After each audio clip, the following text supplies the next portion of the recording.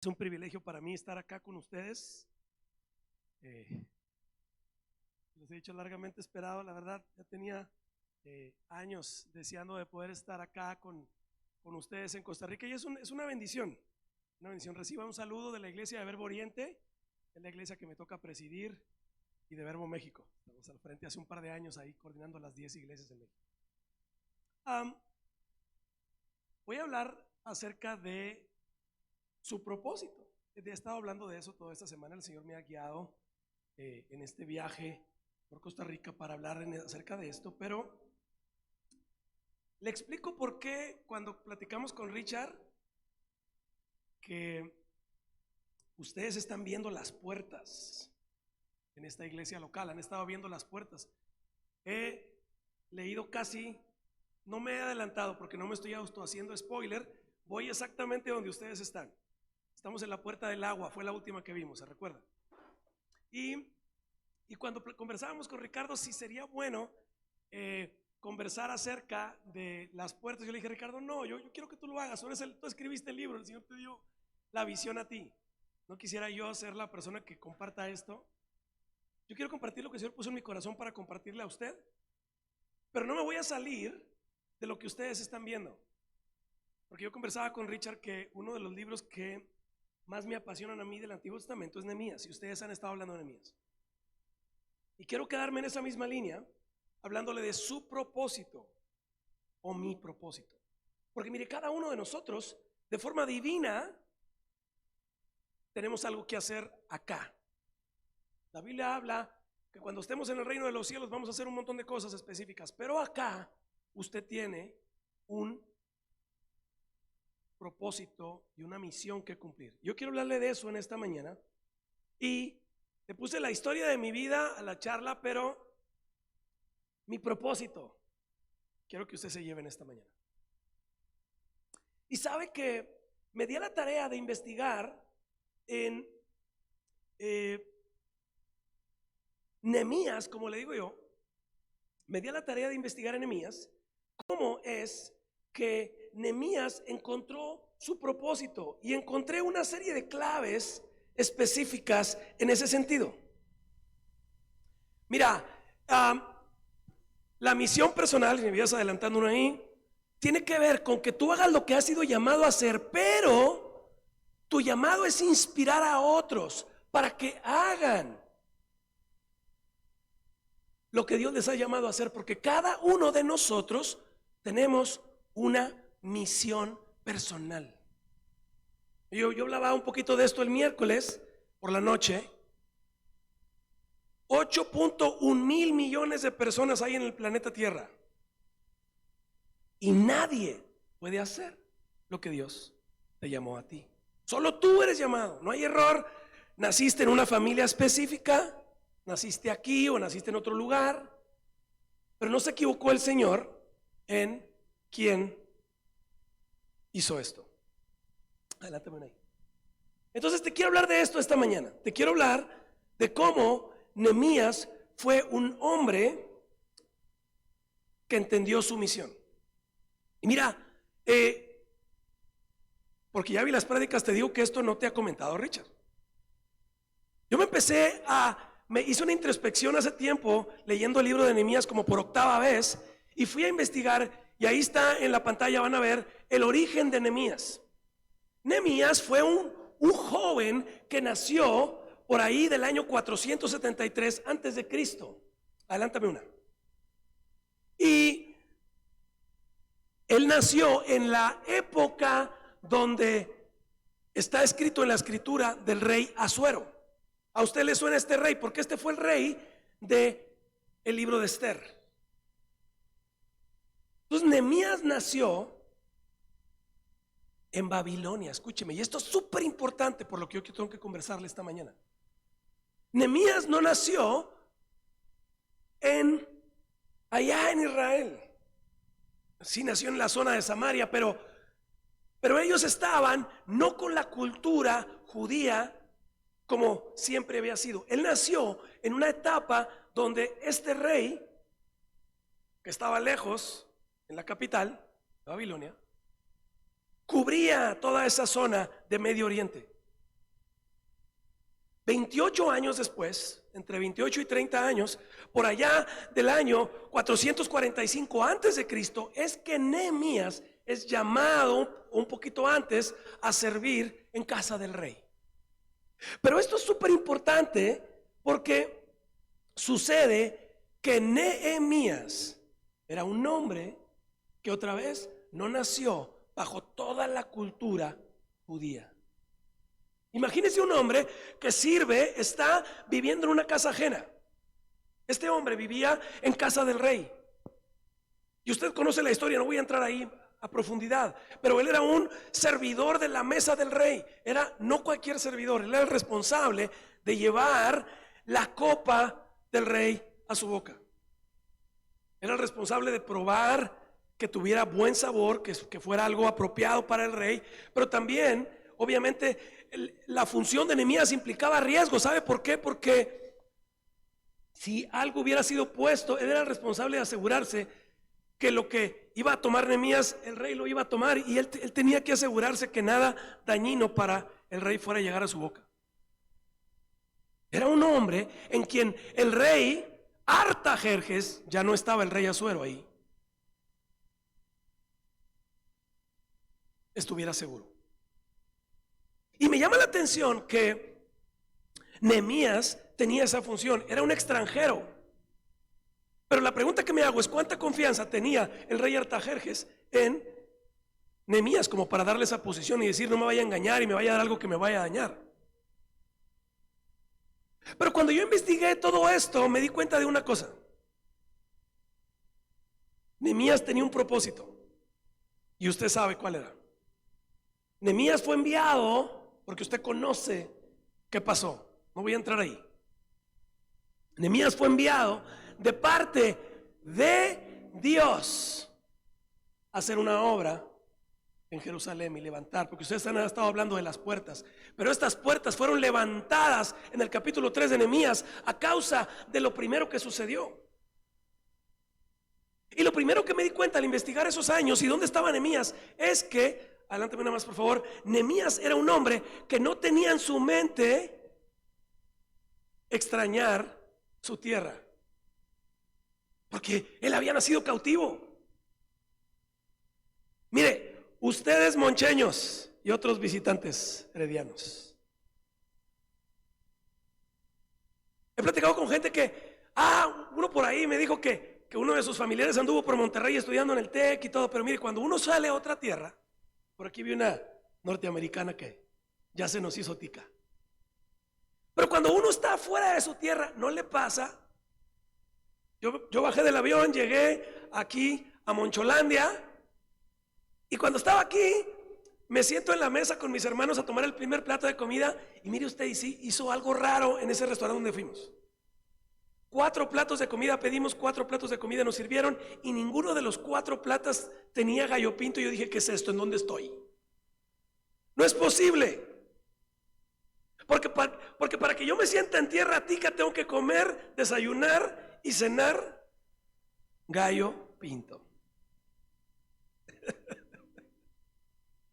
Pobre Oscar y Ricardo, que andaban en mi tierra hace un par de meses y no probaron gallo pinto en una semana. Estas pobres criaturas, ni Minor que está aquí, ni Emilce, no probaron. Es más, poco arroz consumimos, sí comemos, pero poco. Mal para nosotros y bendición para usted, porque le dejo todo el arroz que no me como, se lo come usted acá. Pero Nehemías no tenía este rollo. Usted puede salir de Moncholandia y decir, yo extraño mi gallo pinto. Es más, fui a la feria de ustedes aquí en San Ramón y me di cuenta que hay frijoles que en mi tierra no existen. El frijol rojo no existe en mi tierra. Le tomé fotografía al frijol rojo, le tomé fotografía al frijol blanco. En mi vida lo había visto en 48 años. No hay. Se asustan los chapines y centroamericanos porque en mi tierra, los que ya fueron entienden lo que voy a decir, no comemos plátano tampoco, no comemos. No es parte de nuestra cultura, no la como. Y me dice, ¿no te gustan? No, no es que no me gusten, es que no los como, no estoy acostumbrado. Me los como, saben ricos, pero yo como lo mismo que usted, un huevito, unos frijolitos y tortillas, claro, porque tortillas comemos con todo y para todo. Así como usted come gallo pinto, yo como tortillas. Y si yo me viniera a vivir acá, yo extrañaría las tortillas. Pero Nehemías no extrañaba nada porque él había nacido bajo el cautiverio de Babilonia. Y la pregunta es que en el capítulo 1, cuando llega el hermano de Nehemías y le dice: ¿cómo está mi familia allá en casa? ¿Sabe qué pasa? Dice la Biblia en el capítulo 1 de Nehemías que Hanán y su hermano le dice: están en gran afrenta. Y él se preocupa mucho.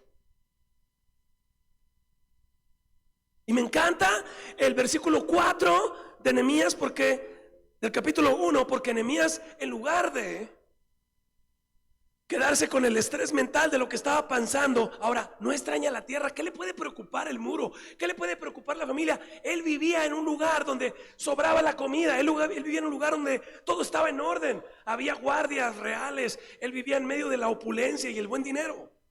¿Qué podía preocuparle a Nehemías? Pero lo que estaba pasando en ese momento es que estaba viniendo el propósito de Dios sobre él. Y Nehemías entiende su posición y dice: oh, ya entendí por qué estoy aquí. Lo primero que dice el versículo 4 del capítulo 1 es: él viene delante del Señor, levanta sus manos y dice: Señor, Dios grande, fuerte y temible. Él no se pone a preocupar: Señor, ¿qué es esto? ¿Qué va a pasar? No, él dice: Dios grande, fuerte y temible. Y sabe que usted tiene que hacer esto cuando encara circunstancias complicadas, porque cuando uno encara circunstancias complicadas, sabe que empezamos a pensar de forma técnica, en base a lo que sé que hago, en base a lo que yo puedo pensar, decir que hago. Pero Nehemías no hace esto. Nehemías viene delante de la presencia de Dios y dice: Dios grande, fuerte y temible. Y lo que hizo Nehemías fue llenarse del Espíritu de Dios.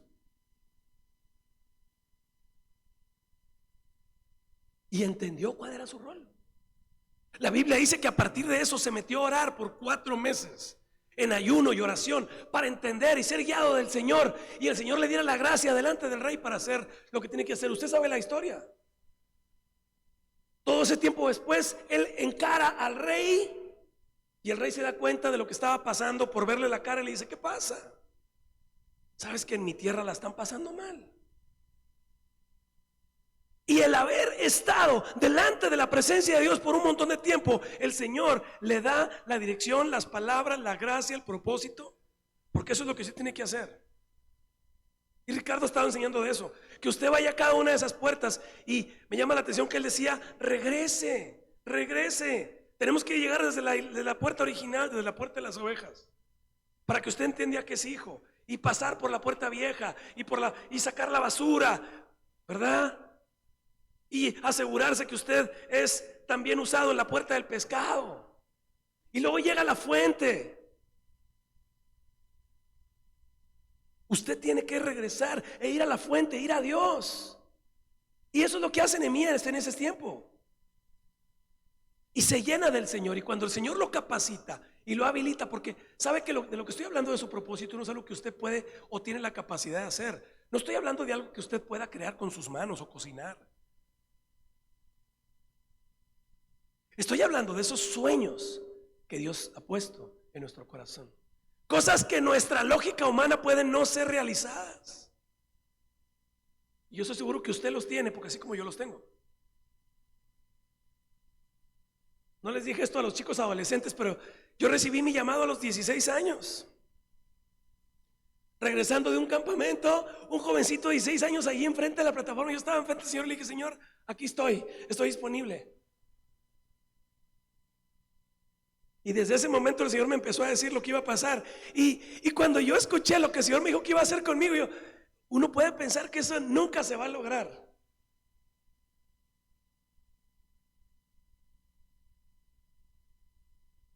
Vino una persona, un profeta que había estado invitado ese fin de semana y me dijo: te veo yendo a las naciones a predicar del Señor. Y dije: ay, lo más lejos que he ido es aquí a Palmares, diría yo, si viviera aquí.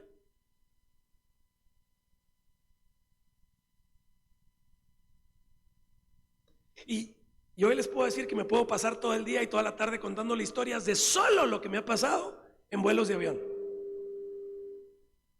Todas las historias que he vivido.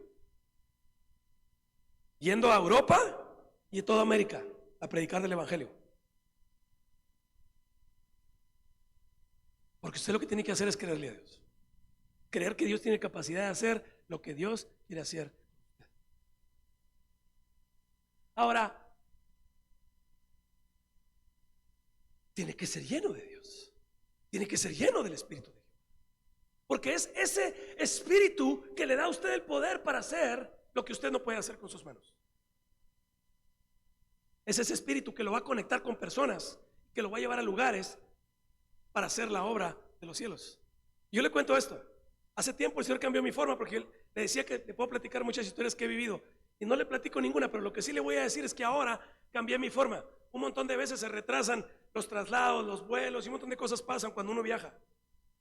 Tengo muchas historias, pero al final, hace tiempo me estresaba cuando esas cosas pasaban, pero ya me di cuenta que cada vez que una cosa de esas pasa es porque Dios algo quiere hacer.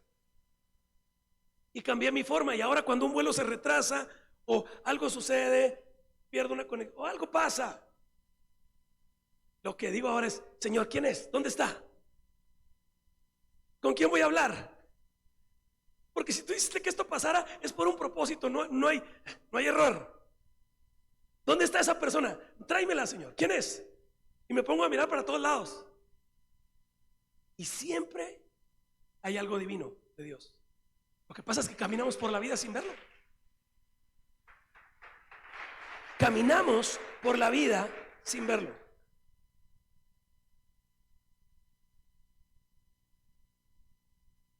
¿Sabe cómo va a ser lleno de la presencia de Dios? Fíjese lo que dice ahí. Estoy leyendo Nehemías capítulo 8, versículo 1. Y dice: y se juntó todo el pueblo como un solo hombre en la plaza que estaba delante de la puerta de las aguas. Ya le hablaron de la puerta de las aguas. Y le dijeron a Esdras, que era el escriba, ¿verdad? El hombre del sacerdote, que trajese el libro de la ley de Moisés, la cual Jehová había dado a Israel. Y el sacerdote Esdras trajo la ley.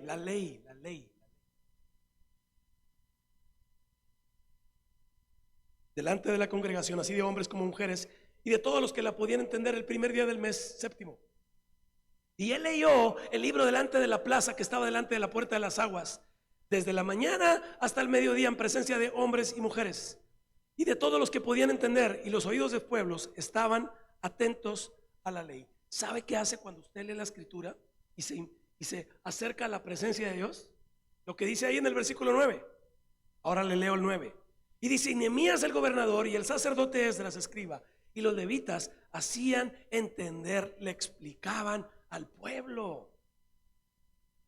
Día santo es a Jehová nuestro Dios. Que leas, que aprendas.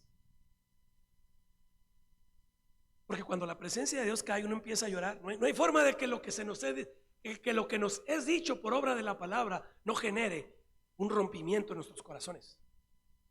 Mire, si usted lee la Biblia y se levanta y se va como si nada, la Biblia no está haciendo impacto en usted. Acá dice que cuando Nehemías se sentó con el pueblo y les empezaron a leer la escritura, todas aquellas palabras empezaron a romper su cabeza y hacerles entender que no estaban haciendo lo que tenían que hacer. Y empezaron a llorar.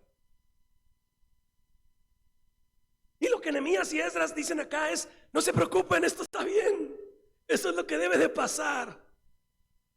No se entristezcan si quieren estar delante de la presencia del Señor. Pero día santo es porque estaban llorando, dice, porque todo el pueblo lloraba oyendo las palabras de la ley.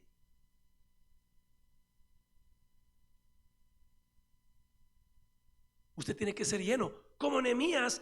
Por esos 120 días, esos 4 meses estuvo buscando de Dios para ir donde el rey.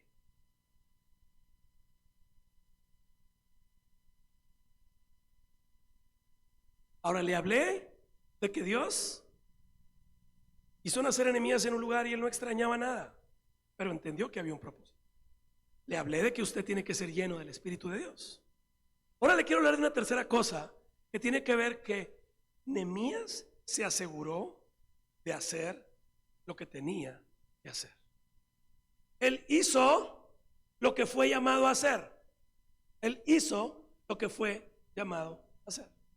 había un asunto que él tenía que hacer y era ser llevado de parte del Señor a otro lugar. Ya le explicaba yo que él era copero del rey. Entonces llega ahí donde el rey, lleno del Señor, porque había estado orando por 4 meses. Y cuando se le da la oportunidad, no la pierde. El rey le pregunta: ¿qué pasa? Y él dice: mira, rey, sabes que en mi casa las cosas están mal. La situación en casa está difícil. ¿Pero qué es que está difícil? Es que no hay muros, las puertas están quemadas a fuego, la gente la está pasando mal.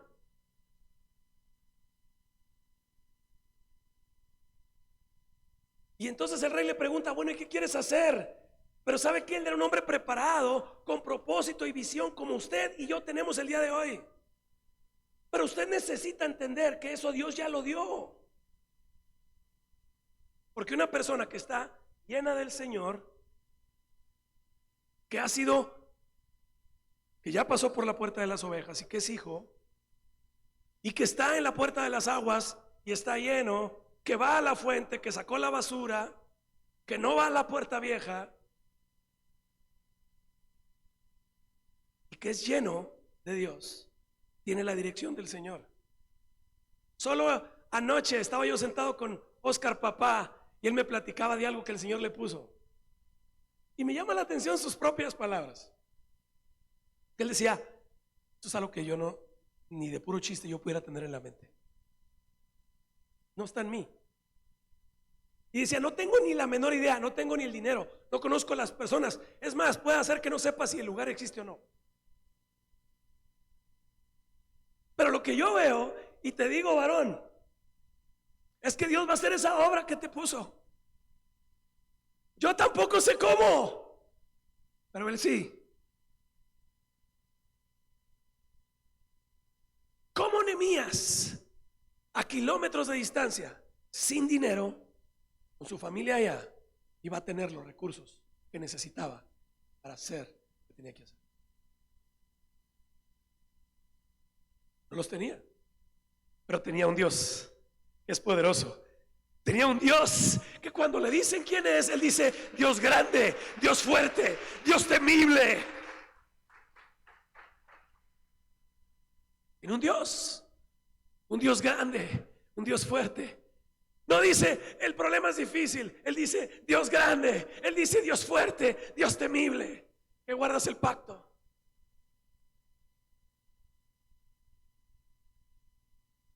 Y sabe que viene delante del rey y le dice, ya preparado porque había orado, sabía lo que tenía que hacer: ¿qué quieres? Pero si me permitiera el rey ir, vaya. Y si el rey me permitiera madera, tómala.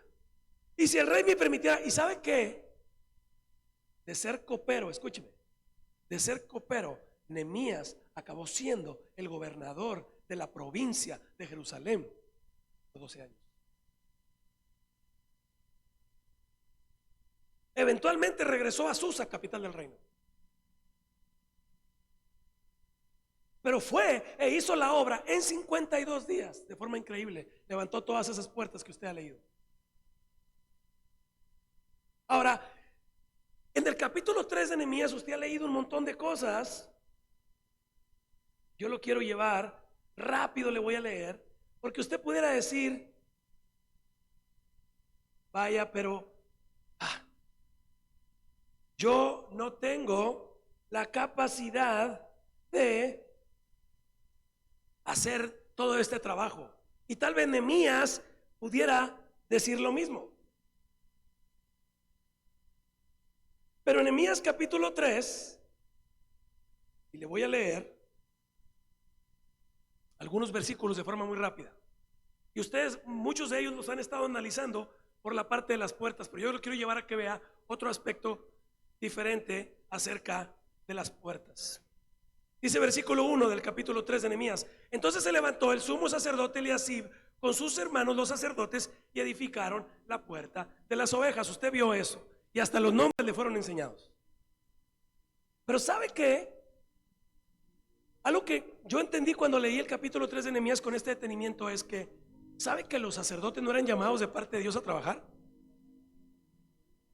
Yo no sé si sabía eso. Los sacerdotes usaban una ropa de lino que yo les decía anoche a los varones que cuando la suda se apesta y huele feito. Y no había estos desodorantes acá muy nice que usamos hoy. Si los sacerdotes trabajaban, apestaban, olían feo, pues. Pero sabe que el sacerdote, que sabía que su responsabilidad no era construir, sino era estar delante del templo, primero se sale él con sus hermanos los sacerdotes a construir el templo, porque él entiende la visión. No era su responsabilidad, no era, pero lo hace. En el versículo 5 dice: e inmediato a ellos restauraron los tecoitas. Pero sus grandes, sus líderes, los responsables de su tribu, no se prestaron a ayudar la obra del Señor.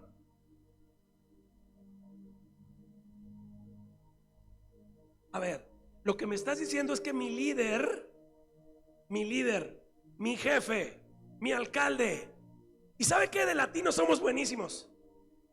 Que lo haga otro, es que la MUNI aquí no hace lo que tiene que hacer. Somos buenísimos para quejarnos, Yo siempre digo que Adán debió haber sido latino, porque lo primero que le pasa es, algo pasa, y la mujer que me diste le echa la bronca a la señora aquel, igual que nosotros, algo pasa, no, la MUNI, mi mujer, mi viejo, mi líder, es que mi jefe no hace bien las cosas. ¿Sabe que los tecoitas construyeron lo que tenían que hacer sin líder? Y digo esto en la iglesia porque lo estoy diciendo a usted, porque usted puede decir: es que mi líder de kids, mi líder de juventud, mi líder de alabanza, mi líder de ministerio, es que usted sabe. Yo le voy a pedir algo: no venga conmigo a quejarse esta mañana, no venga conmigo. La verdad, gracias, pero no me interesa. Porque estos tecoitas hicieron lo que tenían que hacer sin líder, porque sabe que entendían que era su responsabilidad hacer lo que tenían que hacer, y sin un liderazgo marcado, porque sus príncipes y sus grandes no quisieron hacer nada, ellos lo hicieron. Es más, me voy a adelantar al capítulo, al versículo 27. Vaya conmigo ahí. Después de ellos restauraron los mismos tecoitas otro tramo enfrente de la gran torre que sobresale en el muro de Ofel. O sea, estos tipos sin líder construyeron 2 pedazos. Fueron los únicos en todo Nehemías capítulo 3 que sin líderes hicieron el doble del trabajo. No me venga a mí a decir: es que a mí nadie me ha dicho, nadie me ha enseñado. Usted sabe lo que tiene que hacer, hágalo pues. Me regreso al versículo 12. Junto a ellos restauró Salum, el hijo de Agoes, gobernador de la mitad de la región de Jerusalén, él con sus hijas. Yo tengo 2 hijas y no estoy seguro si me gustaría ponerme con mis hijas a construir una pared. Y era el gobernador. Él pudo haber dicho: bueno, yo no voy, mando a mis súbditos, mando a mis sirvientes, que ellos vayan y hagan mi trabajo, yo me quedo acá a cubrir lo que me toca. Pero ¿sabe que él no hizo eso? ¿Sabe que él fue con sus hijas, con sus princesitas hermosas? Hicieron la construcción del muro. Y solo hay mucho más que te puedo leer en el capítulo 3 de Nehemías, pero solo con estos 2 o 3 ejemplos: del sacerdote que no le tocaba, del gobernador que pudo haber enviado a alguien, de los tecoitas que no tenían líder. Yo te pregunto esta mañana: ¿qué impide que hagas tú lo que Dios te ha puesto a hacer? Es que no tengo líder, no tengo dinero, es que yo no estoy para hacer ese trabajo. ¿Cómo ir a limpiar el baño? Es más, ni a mi iglesia en el hogar le toca servir este fin de semana. ¿Por qué voy a levantar yo eso?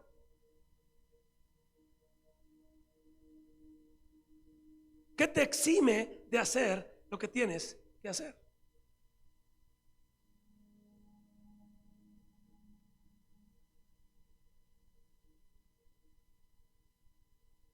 Y quiero terminar diciendo esta parte: como se pueda. Como se pueda. Como Dios te dé a entender. Diré en mi tierra. Te leo Nehemías capítulo 4, versículo 17, ahí está. Adelántame una más para que se acerque. Y los que edificaban el muro, los que acarreaban Y los que cargaban con una mano tenían la espada.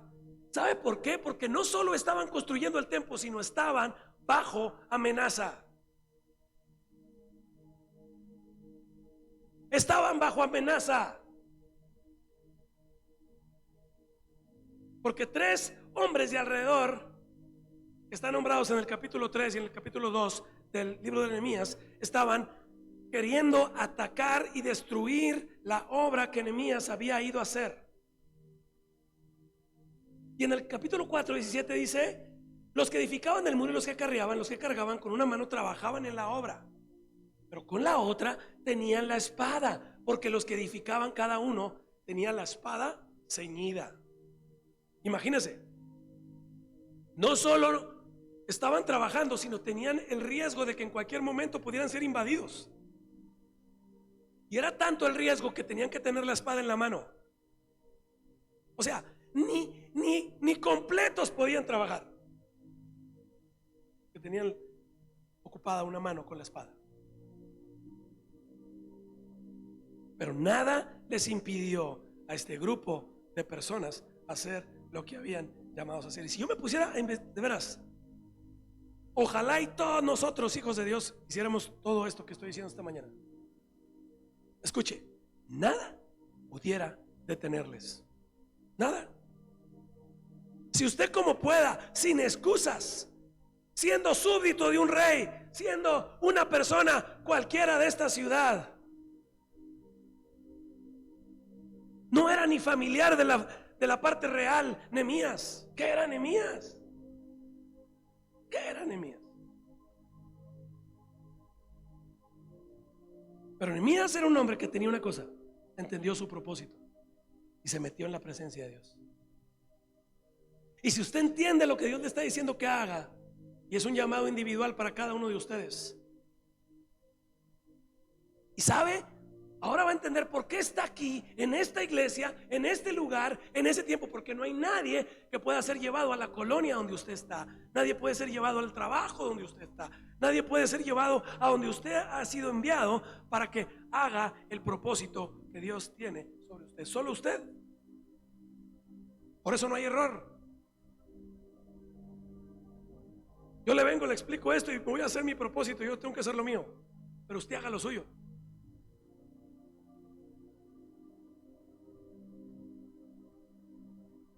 ¿Cuál es tu excusa? ¿Cuál es tu excusa?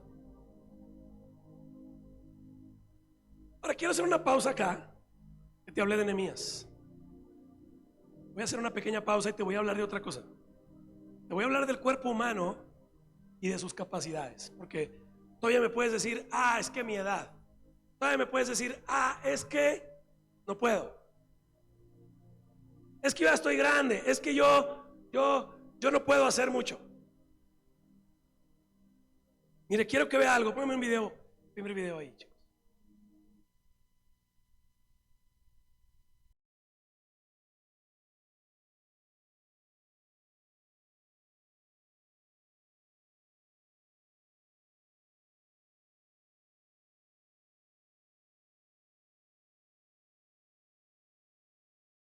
Y he hecho 3 triatlones de tipo Ironman. En estos bloques de ejercicio se ocupa lo siguiente. Mire, para correr un maratón de 42 kilómetros tiene que uno introducirse en un programa de unos 6 o 8 meses de ejercicio. Correr aproximadamente por semana 60 a 70 kilómetros por semana, espaciados en diferente tiempo. Porque una mañana te vas a encarar a 42 kilómetros de distancia. Y algo pasa cuando uno está ¿me le pueden poner play, por favor? Y algo pasa cuando... Bueno, thank you. Ahí bajito. Algo pasa cuando uno...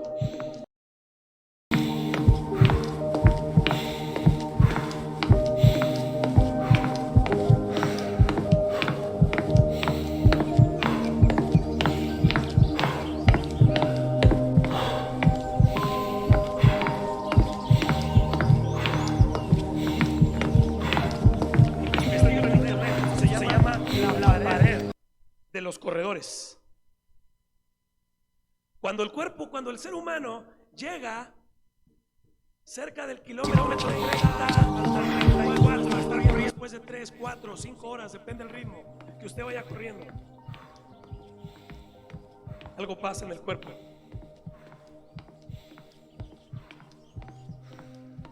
Se acaba toda la energía que el cuerpo tiene, se acaba por completo. Varias veces antes de empezar una carrera de este tipo fui a pesarme, y cuando terminé la carrera me di cuenta que lo que había perdido de peso eran entre 4 y 5 kilos. La mayoría de eso es agua. En una mañana. Un Ironman implica nadar 2 kilómetros, salir del agua, subirte corriendo a la bicicleta, pedalear por 90 kilómetros, bajarte de la bicicleta, ponerte tenis y correr 21 kilómetros. Un lapso de unas 7 horas sin parar. Pero ese efecto de la pared del que les estoy hablando es algo que no lo puedes controlar. Cuando llegas a ese punto de la pared, cuando tú estás corriendo, se acaba la energía. Ya el cuerpo consumió todo lo que has comido. Toda la energía de azúcar que existe en el cuerpo no existe más. Y puedes ir corriendo a una velocidad. ¿Y sabes qué empieza a pasar? Te empieza a dar sueño. Te empiezas a dormir. Se te empiezan a cerrar los ojos. Digo yo que las pies se te ponen como de Bambi, empiezas a balancearte. La gente pierde el sentido de la ubicación, de la dirección, de en dónde estás. Y yo recuerdo que empiezan a venir pensamientos a tu mente, y yo estoy aquí porque yo quiero estar aquí. Es más, pagué por esto. Pero por otro lado, me preparé para esto. Y sabe que cuando pasa eso, los médicos, tal vez Michelle podrá conocer la parte técnica de lo que estoy hablando por la parte médica, pero estudié por un tiempo, soy instructor nacional de la Federación Mexicana de Triatlón. Y lo que, como yo decía, se queda el cuerpo totalmente sin energía, totalmente, no hay más. Otra vez se te cierran los ojos, te oscurece. Hay gente que corre sin saber lo que está haciendo. Pero algo pasa en la mente del corredor, y es que no puedes parar. He tenido amigos que al llegar a la meta se han desmayado en mis manos, pero cruzando la línea de meta, nunca antes. Y cuando se acaba la energía, los doctores lo explican de esta forma. Imagínense que usted tiene un carro de gasolina y le pone petróleo. Pues imagínense una máquina diseñada para un combustible quemando otro combustible. Pues, aquello es un desorden horrible. ¿Y sabe lo que sucede en ese momento, en esa altura de kilometraje? Cuando viene esa pared, lo que pasa es una sola cosa. Ya no hay energía en el cuerpo, pero tú necesitas correr y te faltan 8 o 10 kilómetros para terminar la carrera. ¿Y sabe qué pasa?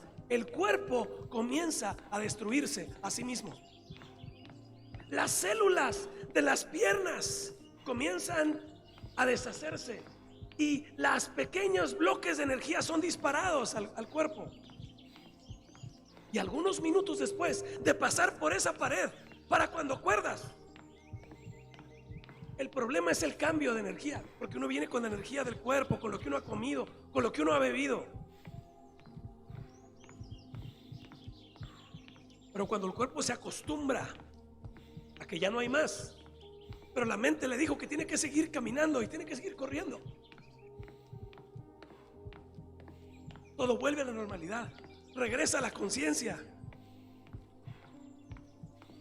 He cerrado maratones en los últimos kilómetros, los últimos 2 o 3, con tantas ganas que he hecho mejores tiempos que en los kilómetros iniciales, sin energía y sin recursos físicos, porque el cuerpo humano tiene esa capacidad. Y cuando yo entendí esto, me fue tan espiritual. Y Mucha gente me decía, ¿por qué haces eso? ¿Por qué haces lo que haces?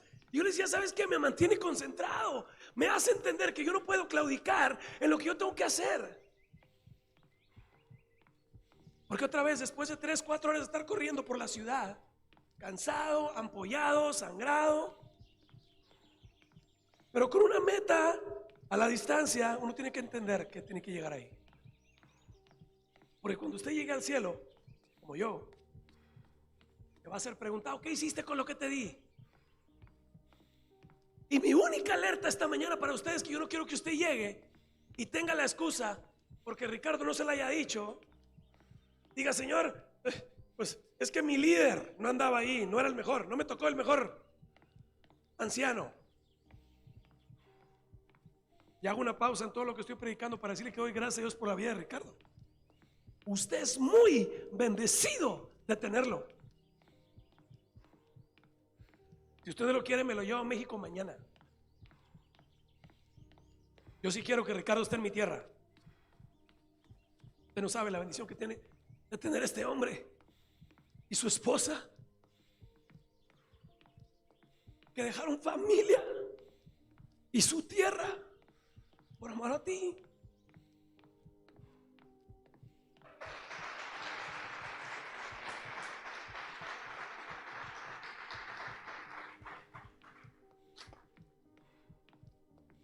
Amado, usted tiene que entregar todo.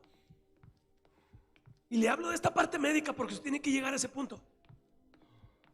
Usted tiene que llegar al punto donde diga, yo no puedo más. No soy yo. Porque cuando llega a ese punto, el apóstol Pablo le dice, Dios, bástate. Gracias. Porque mi poder se va a perfeccionar en lo débil que tú eres. Cuando tú ya no puedes, cuando diste toda la energía que tenías, cuando se te acabó todo el recurso que tenías a la mano, cuando tus ojos estaban durmiendo y no podías dar un paso más, llego yo. Ahora viene lo mío, dice el Señor. Y eso te dice el Señor. Yo quiero, amados, que usted le haga fila a Ricardo. Si Ricardo estuviera aquí, usted le haga fila y le diga, Ricardo, ¿qué puedo hacer por la iglesia? El diezmo sea poco de lo que usted tenga que dar para esta iglesia. Dios le ama, amado. Y lo quiero dejar con un último video. Me impacta la vida de un hombre que se llama Richard Hoyt. Usted lo va a ver en ese video ahora mismo. Este hombre hizo este mismo Ironman, yo estoy diciendo, pero cargando a su hijo